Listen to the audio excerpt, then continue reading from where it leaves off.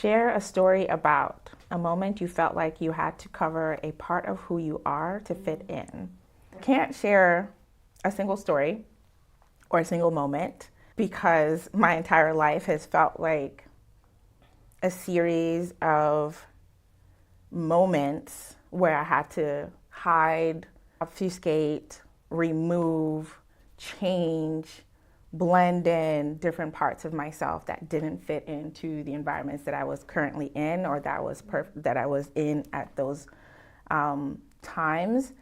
And the place that I am in now, where I'm starting to get comfortable with realizing who I am, all the parts of who I am, infusing all of that into the work that I do, is a special moment in time now where I feel like all of those things that I've had to hide growing up, I never talked about having a disability because I didn't know that you were supposed to talk about it. Mm-hmm.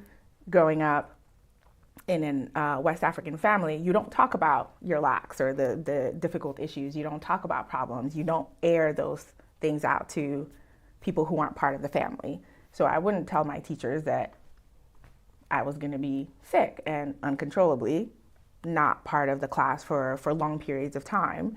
I would just disappear. Or I'd understand what they were asking me of me. For example, when I moved to the US and I was learning English, I remember distinctly in third grade having an assignment in Ithaca where I was writing about Cherokees, their history, Native Americans, because Ithaca is surrounded by Native populations. And I did it. I did my entire assignment, never turned it in. Why? Because I wasn't sure that that's what I was supposed to be doing or that I had understood. And I would understand the words people would say to me, but I wouldn't understand the full context of what they wanted from me and what I was supposed to be doing. So I understood the context of who I was supposed to be within a West African household, but not removed and brought into a new context. As an American Black girl child in the US, I was like, I don't know. I don't know. And so much is culturally understood, it's implicitly understood that I was like, I have a white mom, a Black dad, I'm adopted, but I'm also not adopted. My dad is my real dad. My mom is my real mom, whatever that means, even though she didn't give birth to me. All of these things. I never quite knew how to place the fullness